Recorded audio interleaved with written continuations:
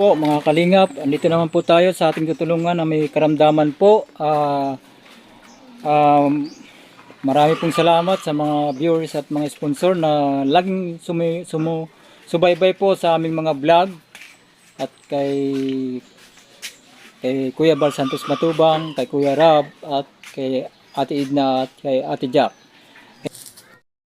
Yan po, andito po si Tatay. Pangalan niyo po? Rinaldo. Rinaldo po, ayan po yung kalagayan niya. Stroke po siya. Ayan po. Ayan po. Ilang taon na po kayo, Tay? 67 na ako. 67. Ilang taon na po kayong stroke? Mag-aapat na. 4 na taon. Ngayon, Tay, papaliwanag ko sa inyo kung bakit kayo na-stroke. Anong dahilan? Ito po. Ang dahilan ng pagka-stroke nyo po, tumigas po yung mga litid nyo sa katawan. Yung litid po, nervous system. Alam niyo po yon. Litid sa Tagalog, nervous system sa English. Yung mga nervous system nyo po, tumigas yan. Kaya hindi nyo maigalaw. Kasi pag tumigas yan, katulad sa braso nyo na yan, yung braso nyo tumigas, di ba po? Yan oh. Hindi nyo maigalaw yung braso nyo. Kasi nga tumigas ang litid dyan, saka yung paa. Tumigas po yung litid nyo. Anong dahilan bakit tumigas po yung litid?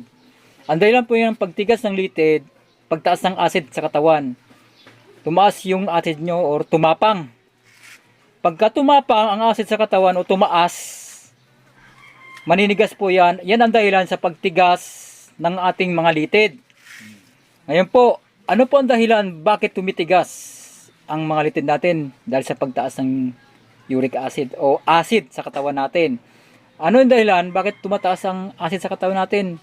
Ang dahilan po niyan, pagkain ng mga kemikal. Yung mga kemikal na kinakain natin. Ano ba yung mga may kemikal?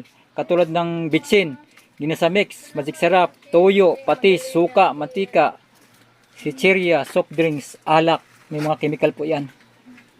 At yung mga nabibili natin sa department store, sa mga grocery, yung mga may chemical po yan. Yan po yung bawal sa inyo ngayon. Ngayon, ititherapy namin po kayo at babalikan pa po hanggang sa makarecover kayo. Ngayon, ang makakatulong po sa inyo, yun po ang dapat nyo kainin. Yung pagkain po na yon, magpapalambot ng mga nervous system o litid sa katawan ninyo. Palalambutin lang po yan. Palalambutin lang yan. Pag nalumambot na po yan, babalik po yung lakas ninyo. Kasi kaya walang lakas yan dahil tumigas ang litid ninyo o nervous system. Ngayon, ang gagawin po natin, para palambutin po yan, kumain kayo ng mineral. Ano ba yung mga mineral po? Kamote, saging na saba, green ang balat. Ilalaga nyo po yun. Kailangan damihan yung kain para makarecover kayo. Nabilis ang recovery ninyo. At kasama po doon yung luya. Alam niyo pong luya, yung manghang. Ilalaga nyo po yun. Yun ang inumin ninyo. Kapartner po yan ng kamote or saging ng saba. Bahala kayo. Pili kayo kung anong kakainin sa umaga, kamote or saging ng saba. Kahit alin doon sa dalawa, pwede yung kainin. Basta't mayroon kayong luya na nilaga sa umaga. O kung maglaga kayo hanggang gabi na po yun. Kung maglaga kayo ng luya hanggang gabi na po yun. Yung luya ang lalagain ninyo, sa umaga nyo lang yun initin. Hayaan nyo na yun hanggang magabi, huwag nyo nang initin. Kasi mainit na po yun. Kasi di ba yung luya maanghang? Oh, di ba? Bago nyo, limba, sa umaga, bago nyo higupin o inumin yung luya, kailangan palamigin ninyo para mainom ninyo. Kasi maanghang yun eh. Maanghang. Kailangan yung luya na inumin nyo maanghang. Matapang talaga yung gumagawit dito. Yun ang masarap. Para mabilis ang recovery ninyo, makarecover kayo agad. Yung pagkain po na yan, nagpapalambot yan ng nervous system, ulitid. Tapos pagdating sa tanghali, maggulay kayo. Gulay, kahit anong klaseng gulay po, basta't sariwa, ilagay nyo bawang, sibuyas lang, saka asin. Tandaan nyo po, bawang, sibuyas, saka asin lang ilagay ninyo. Tapos, kumain din kayo ng kanin. Damihan nyo ng sabaw para marami kayong mahigop na sabaw para pawisan kayo. Para yung pawis nyo kasi acid yun. Acid yun. Pag pinawisan kayo, acid yun. Lalabas sa katawan ninyo. Ngayon, pagdating sa gabi naman, sa hapon, kamote or saging ang kakainin nyo. May luya yun. Basta huwag yung kalimutan yung luya na iinumin nyo. Yun lang po ang kainin nyo. Sa umaga, kamote or saging na saba, green ang balat, luya. Sa tanghali, gulay na sariwa or isda na sariwa. Pwede nyo lagyan ng isda na sariwa ang gulay. Pero bawang, sibuyasan sa kaasin ang ilagay ninyo at kanin. Bawal po yung karne sa inyo. Bawal ang karne. Yun lang po. Tandaan nyo, hapon sa kagabi ang kakainin ninyo. Kamote, saging na saba, green ang balat o luya. Yun lang po Yun po, yung pagkain na po yan, para palambutin po yan ang mga litid na tumigas. Kaya hindi yung maigalaw, tumigas kasi. Palalambutin yan. Ngayon, i-massage therapy ko po kayo para mapalambot po yung mga litid ninyo, yung nervous system. Po, more on natural po. Bakit more on natural? Galing po yan sa Panginoon Diyos. Ang Panginoon Diyos ang may lalang yan. Panginoon Diyos ang may lalang yan ng mga natural. Yung kamote, saging na saba, siya ang may gawa niyan. Siya ang may lalang yan. Yung katawan po natin, sino may lalang? Di ba po? Yun ang lunas sa katawan natin para hindi tayo magkasakit. Kasi sabi ng Panginoon Diyos sa Genesis, sabi kila Eva at Adan, nung andun pa sila sa halamanan ng Eden, anong sabi ng Panginoon sa kanila? Yan ang kainin ninyo. Yan ang pinakapagkain ninyo. Pagkain na, gamot pa sa katawan. Kaya gamot po yan, pagkain na, gamot pa sa katawan. Yan po ang nakalagay dun sa Biblia. Kaya, yan po, pag nagmamassage therapy po ako, yan ang ino-offer ko sa may katawan. Para yung katawan makarecover. Yung mga nagpapatigas sa katawan, wag muna natin yun ipasok sa katawan natin. Kasi, hindi tayo makaka-recover. Kung gusto mo makarecover, makabalik sa tamang kilos, maalis yung mga pagtigas na yan, sundin natin yung nagpapalambot. Kasi pag naka-recover na kayo, nakabalik na yung lakas ninyo, pwede na kayo, bahala na kayo kung ano kakainin ninyo. Pwede pa ba yun? Pero yung massage therapy po namin, yung service po namin, wala po yung bayad. Kasi nasa Kalingap po kami. Yung Kalingap po, lumilinga po yan sa mga walang kakayanan.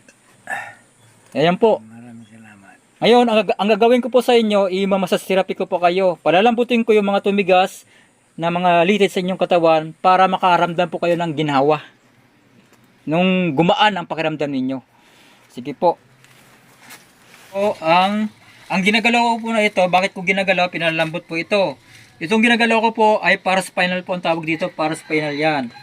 Ngayon, itong paraspinal, nakakunik po ito sa central brain, sa heart, sa lungs, sa kidney, sa liver, sa pancreas, sa spleen, sa urinary system.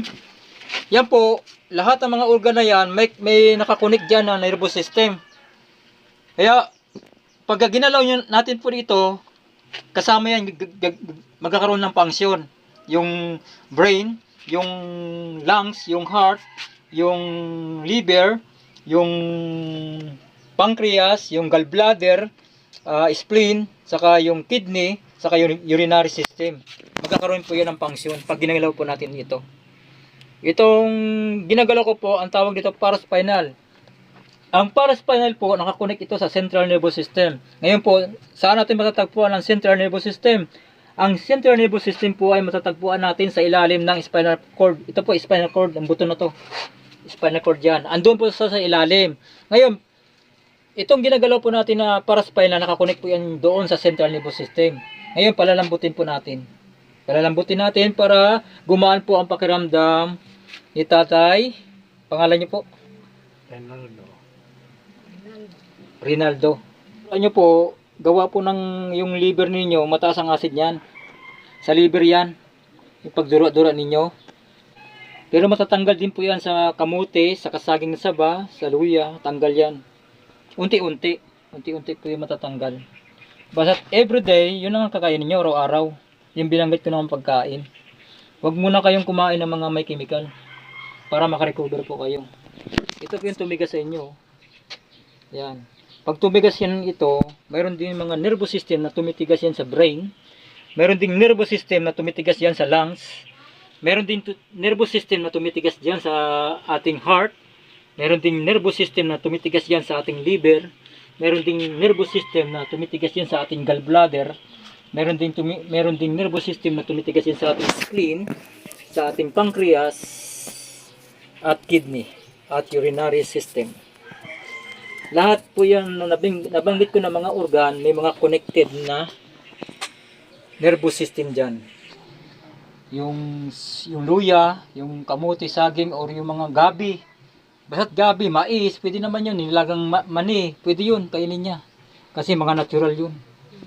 Yan po. Basta't yung mga bunga ng lupa, pwede yun. Yung mga nakakain na bunga ng lupa, pwede po yun, kainin niya. Huwag lang yung mga may chemical po. Kasi, saka na lang po yun pag nakarecover na siya. Yung, nakabalik na yung lakas niya. Kasi wala pa kayong luya eh.